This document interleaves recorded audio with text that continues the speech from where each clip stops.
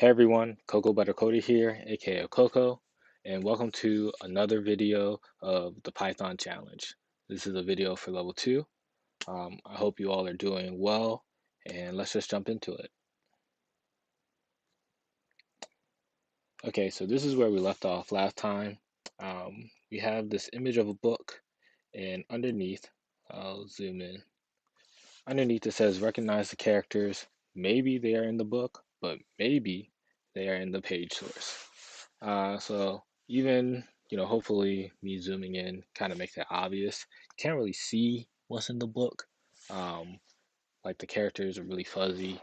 And even if you open the image in a new tab, you still can't see what's in the book. It's still fuzzy. It doesn't get any clearer. This is just what you get. So it says maybe they are in the book, but maybe they are in the page source.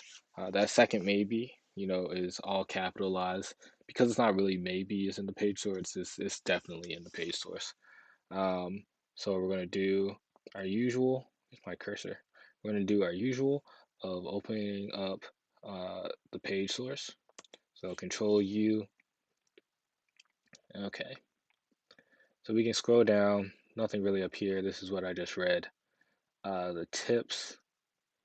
And now we have this commented or comment that says find rare characters in the mess below. And then we have this huge block of text. And it just looks like the comment said, just a mess of text. And it says that we need to find rare characters. So what I'm going to do is just start by copying all of this. Yeah, it's going to take a little bit. Okay, so we get to the top, copy all of this, and I already have Visual Studio Code opened up in a new file called level2.py opened up as well. I'm just going to zoom in so that's easier to see and make a new variable called text, and then use, is that too many? Is that 6 or 7? Then use our triple quotes here. I'm just going to place everything inside. And I think that did it. Yeah. Yep, that does it. Okay. The reason I use triple quotes, by the way, is because I think the first time I did this, if you use single quotes, and you go all the way to the top, change this to single quotes as well. Yeah, you get an error. So you could also, I think, double quotes doesn't quite fix it, but triple quotes will. Maybe I'm just misinterpreting my linter, but I don't think so. So we just put everything in triple quotes, and I'm just going to print it out just to check. It's interesting. I mentioned before that I'm using automate the boring stuff. I'm currently in the debugging chapter. There was a stress not to use printing, um, you know, to do debugging, that you should use some form of console logging. It seems to make, a fair bit of sense. I'm just not used to it. I don't have enough practice where I feel comfortable yet. You also got to import logging. It's a whole ordeal. But hopefully over time, I kind of break out of the habit. It's a long one, so I don't know.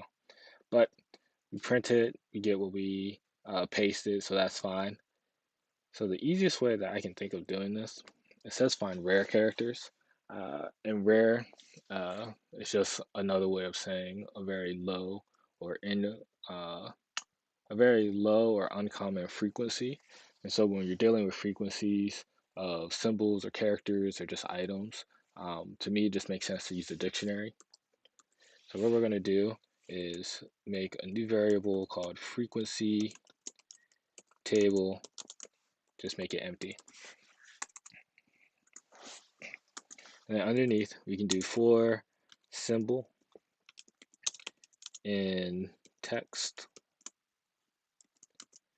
And this is actually, I like this because if I was to do this in Java, I would have to use an if statement, like if, character is already in the dictionary essentially, to, uh, either just add one, and if it's not, then I would have to add it and then add one. But Python has this cool function for dictionaries that dictionary like all dictionaries have. So you could just do frequency table dot set default, and it takes two parameters. You can see it takes the key and the default.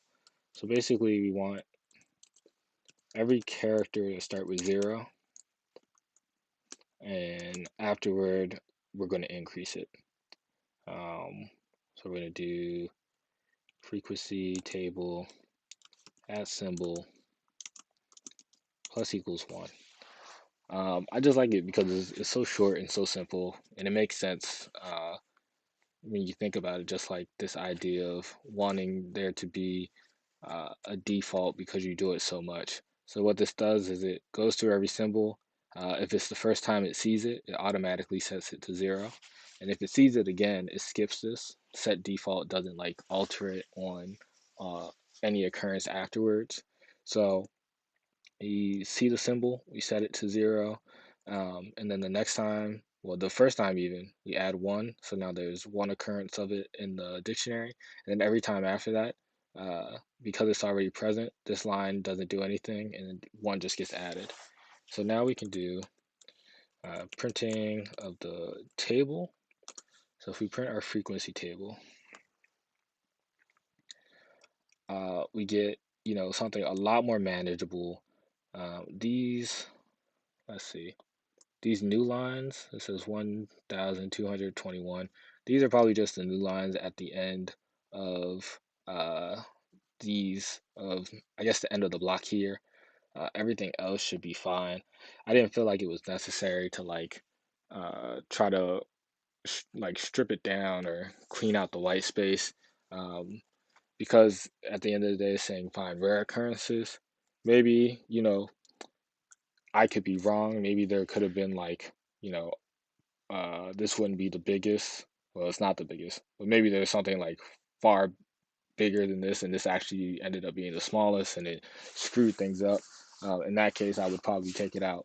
But as you can see, we have our new line characters, percent, um, but our dollar sign. These are all in like 6,000s, all 6,000s, 6,000s, and then you get to the end, and you get one occurrence, one occurrence, one occurrence. So these are the rare items comparatively in this dictionary that we have.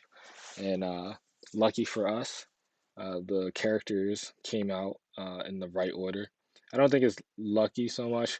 If I had to guess, the E just came before the Q, and then the U and the A and the L and the I and the T and the Y. Um, I actually did. I haven't checked, so I can check. This E. This is from frequency table. There's an E in here. That's on 31, and then the Q also on frequency table. The Q's on 326. So yeah. So fortunately for us, it was the letters are already organized in the way that they need to be for this to be like a meaningful word. Um, but they're also ordered that way with just a bunch of characters in between them in this text. It still would have been fine. We could do something like uh, anagrams or something like that to figure it out. But we can see that it's EQUALITY, and that's equality. So let's go back. We can go back into our URL, and we're going to type equality, and that's it. Now we're on level 3. Um, this is a lot shorter than they usually are, which is nice for a change. So that's the whole level. I hope you enjoyed. I hope you gained something from it. And in my last video on Cypher Saturday, I mentioned a website that I was using. Uh, this is not a plug or anything like that. I don't, you know, that's I'm one I don't I'm not big enough to someone to want to plug me, nor do I want to get big enough. That's not the purpose of this channel, but this is just something that I enjoy. This is called Game Detectives, and it's just a group of people who are interested in like ARGs and puzzle solving, like the Python challenge or some basic cryptography, and ciphers. And during all of this time, I've been trying to find a way to keep myself busy. So this has been like a good outlet for me, both doing the Python challenge and doing these videos and having something consistent, every Wednesday, every Saturday, um, and doing like these ARG type things. I haven't gotten into any big ARGs myself, but just getting a hang of the ropes when it comes to like the ciphers and things. So if you're interested in ARGs or more stuff like Python challenge, um, or some basic cryptography or anything, I would recommend the Game Detectives. And part of that, once you finish and you get a little comfortable, there's this site called AE27FF, and just zoom in a little bit more, which is cool because this site, if you see, says the idea behind AE27FF, which is just a hex code for like a nice purple, by the way, comes from my involvement in several ARGs and an admiration for the atmosphere of the Python challenge level design. So whoever designed this, they also did the Python challenge, and they liked it enough to create their own website, and it's really cool. It's different from the Python challenge. It's not nearly as enough nearly as much Python. I've used Python maybe once or twice in like some levels, and one was kind of rewarding. I got a secret like achievement that was unlocked. Um, but for the most part, it's not really coding intensive. So if you like the puzzleness of the Python challenge, but not so much the coding, maybe try something like this out. And if you do like the coding, still try this out. It's still pretty fun. Pretty challenging. The further you go, obviously. And yeah, and that's it for me. I hope you guys are doing well. Like I said, and tune in on Saturday for the next Cypher Saturday video. I'm still deciding if I want to do the Caesar Cypher. Uh, I don't think I'm leaning towards not, just because I already basically covered for level 2 of the Python challenge. So in that case, either I'll do the Cypher after the Caesar Cypher or frequency analysis, which I think will actually be pretty cool. So thanks again. Bye.